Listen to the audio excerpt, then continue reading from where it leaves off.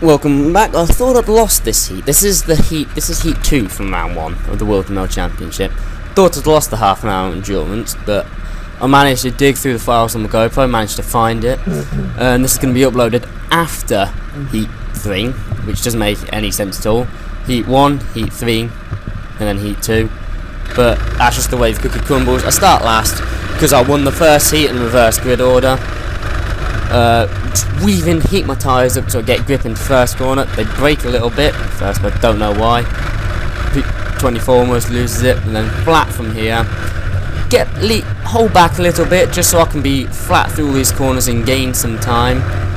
Hopefully coming up with a high top speed, coming up to the top corner, which is called Christmas.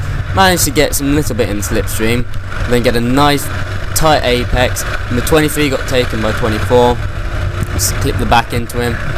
23 and number 2 are alongside each other. I'm alongside both of them and break into the corner, get hit from behind, so accidentally take out number 2. So I apologise there and then, I apologise after, but it's just racing. It happened. I got hit from behind, guy behind me didn't brake early enough to be able to take the corner. But yeah, these two corners, first one of those wasn't that good, but the second one was much better. And braking nice and late here, gained loads of time on number 21, I believe. Anyway, the guy in red. Take this last corner flat out, riding on the curve, which is a little bit, it doesn't hurt, but it's a bit, you feel vibrations. Take turn 1 flat out, turn 2 flat out, hauling the slipstream all the way up to the top corner, pull out alongside and just nudges back, make him know make sure he knows I'm there. He runs wide and I'm there ready to pick up the scraps. Come around the outside of this corner, so I'm on the inside for that. Ride the curb a little bit, but no matter, I took the position. If he hadn't have yielded by then he should have done. I was ahead of him. Corner was mine. Forgot. Well, never mind. I'm just coming along here. This is the endurance heat then. So you had to have 2 driver changes in inverted commas. So you go into the pits after 1 complete lap. You get out the car, and well, you'll see what happens. Yeah, my dad was just standing there just making sure the car doesn't lock, just so I can get as fast as possible. Pit lane speed limits do apply. Can't exactly measure it, but you get a 10-second penalty. You get just held up in the pits for 10 seconds, which will mean you don't come out in open space. Now the reason I pitted on lap 1 is so that I can get out. See, it's very dizzy. Hop straight back in the cart and go.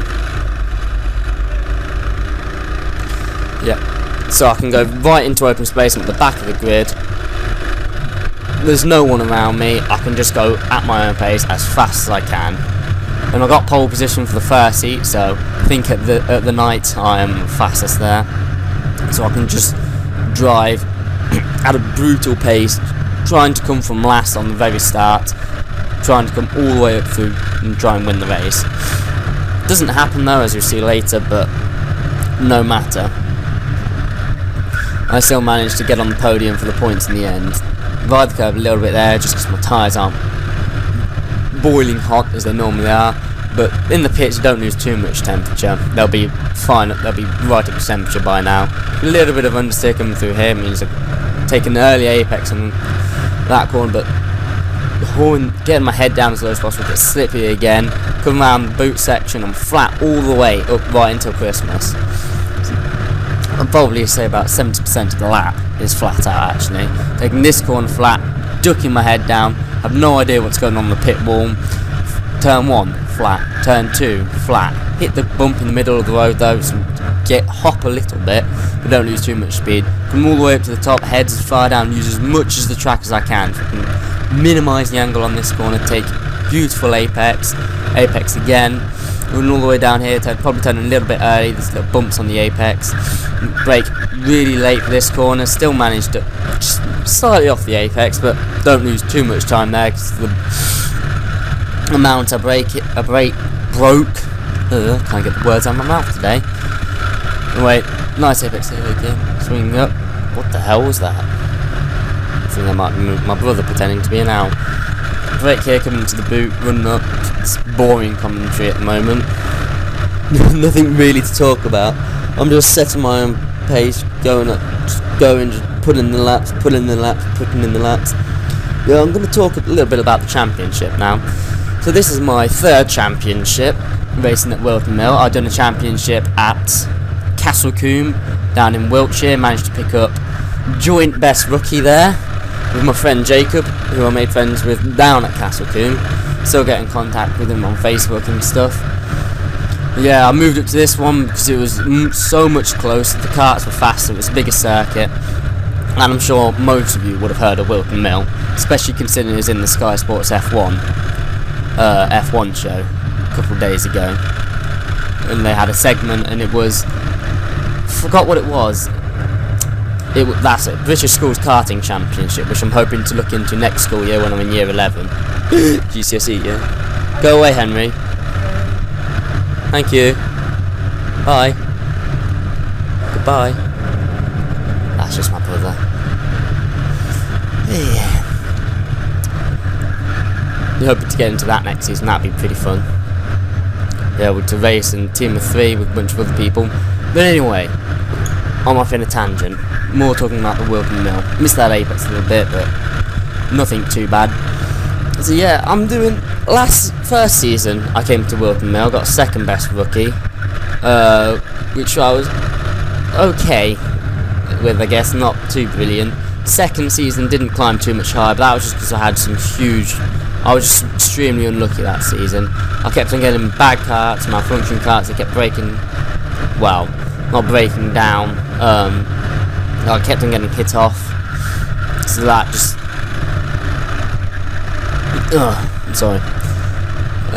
just meant that I was never at the top, didn't think I had the pace anyway, I was just not aggressive enough, so in between seasons I just got my mentality fit, started training properly, and I'm coming to the mentality that I'm going to win.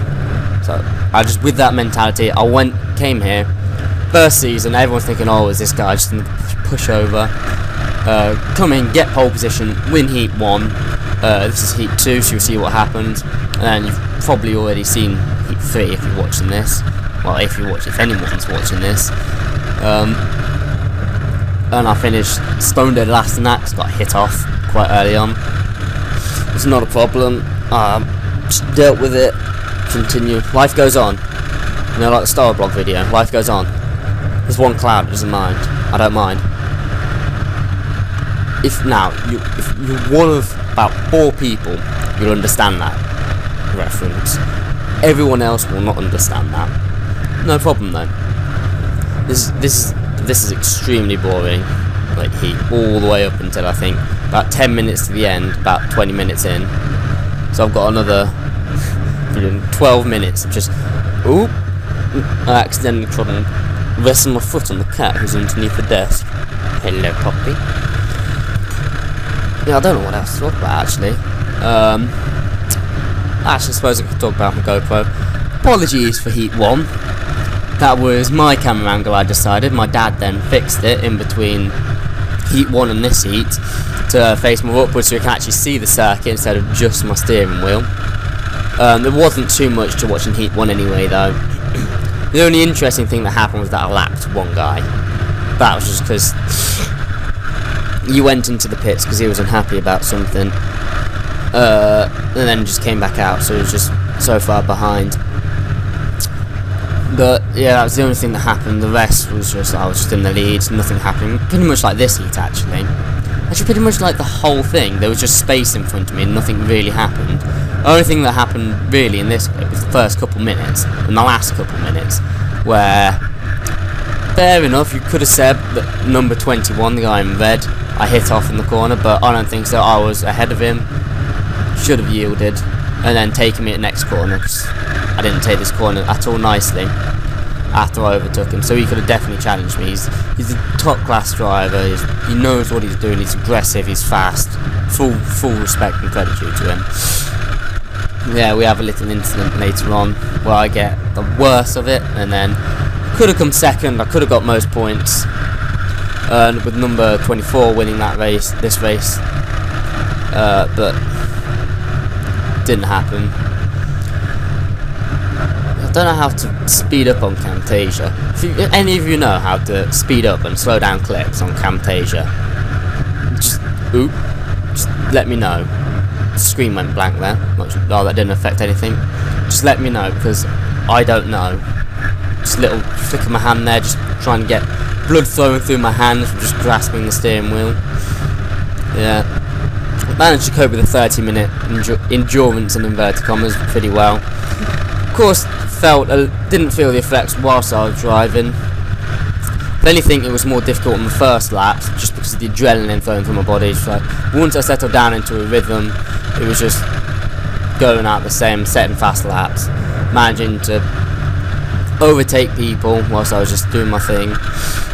And then missed apex there. I got a little bit out of the rhythm on this lap, slightly annoyed. Managed to get an okay line through the last corners, but there's a really shiny patch of rubber on the very last corner of here. Don't know what it's... Oops. No idea what it's called. Just sitting on my keyboard. There's a really shiny patch where you take it flat out, and if you get on that patch, you can take it flat out. But if one wheel's out, then you can't take it flat. You just got to lift a little bit like that, where you slide onto the newly finished concrete. Oh, that concrete. That made for an entertaining round one time.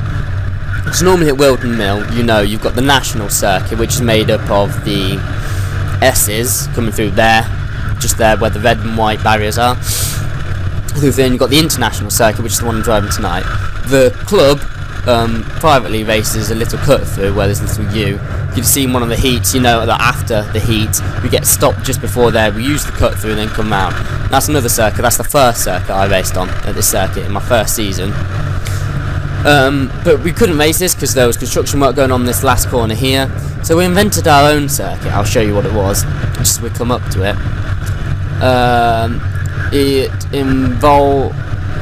didn't involve the S's. I'll show you what it was.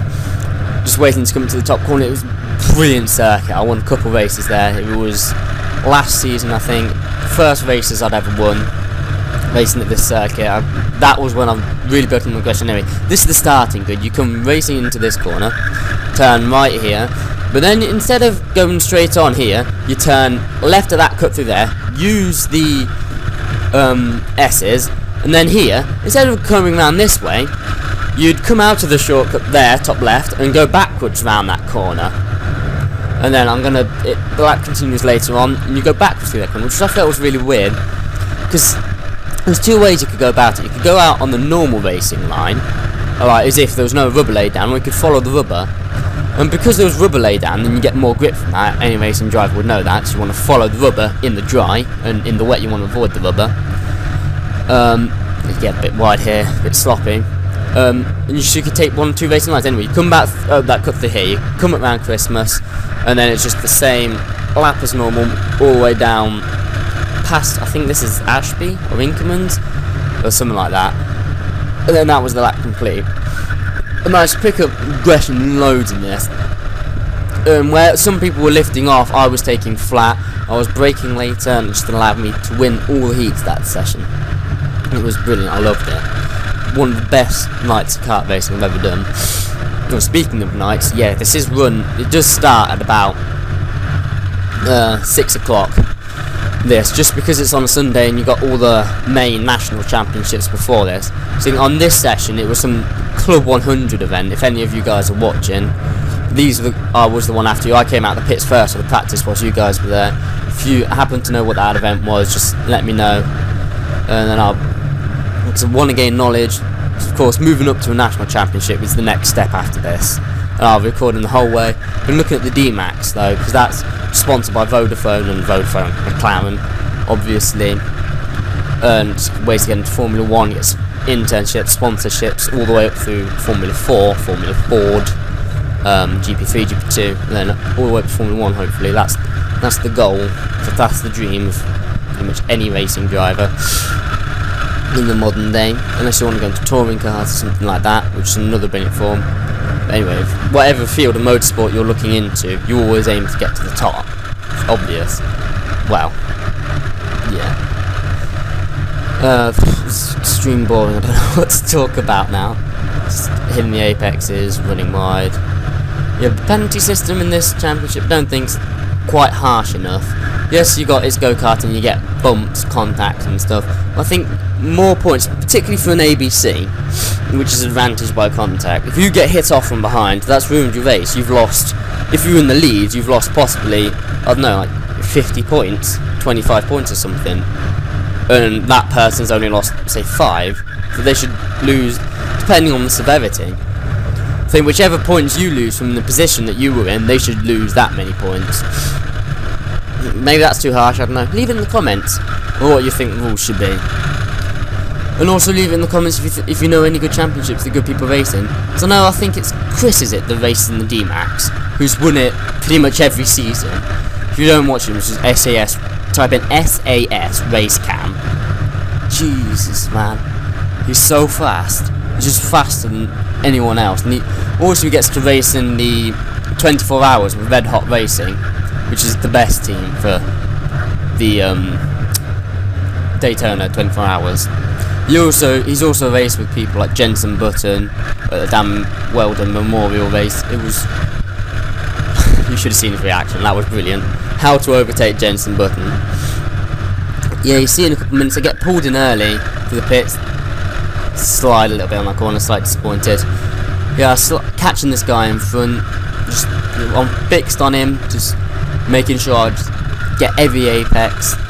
Just get the tyres past all as early on the throttle as I can. Head down to gain as much speed as possible. Yeah, I get pulled into the pits early because my mum thought that there was space available and I could just set a good lap time. Yeah, this is first place, I think. I'm just catching up to now. And at this point, I'm hoping I don't catch him, because that would slow me down. I hope he just goes at his own speed. That will go slow enough for me to overtake him, of course, with ease. I don't want him to slow me up. I want to be able to do my own thing for as long as I can. And just lock up brakes there, slide a little bit, just brush it off. No biggie. I'm still gaining time on him in front. What's that door? Oh, a person. It's a human. What's a human doing in the house?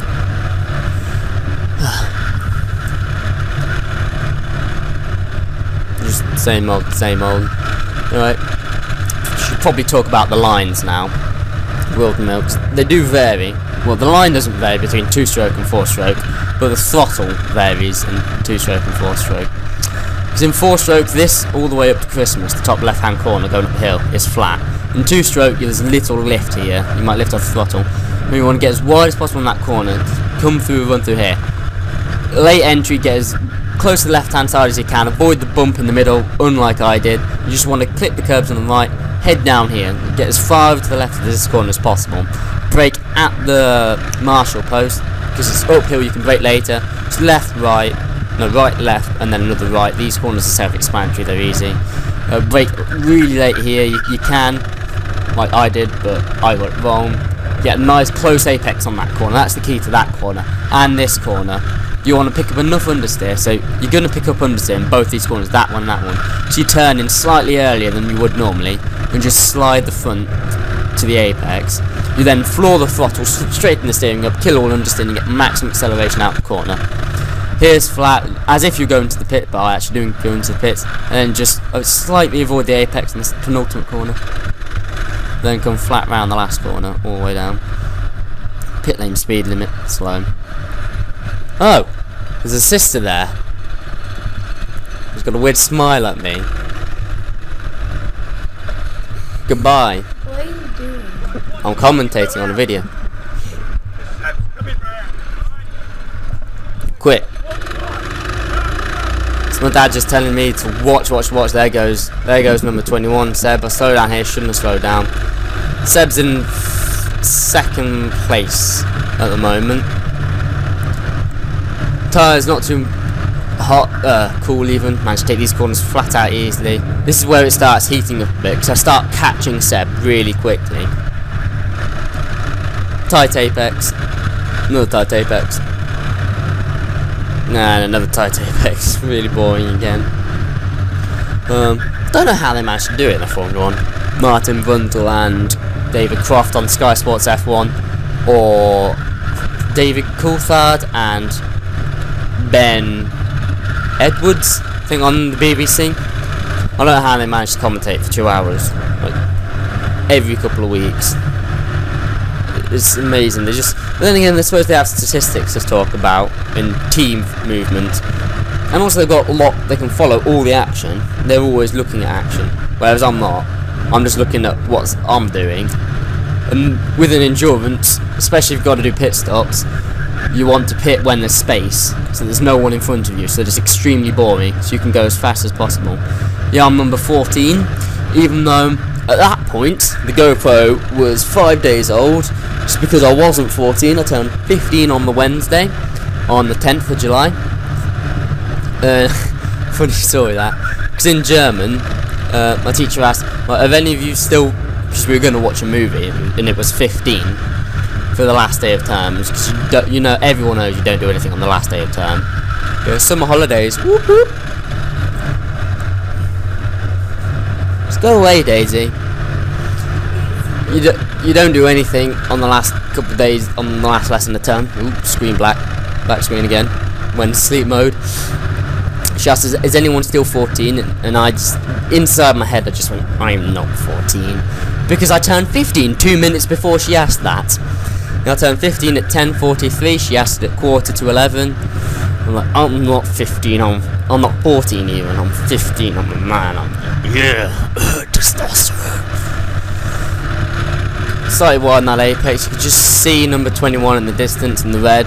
There's 2 of them there, 3 of them there even. It just gets exciting, didn't think there was that many. But yeah, they're all holding each other up, so I'm just, in my mind, I'm just like, yes. Yes, yes, yes, yes.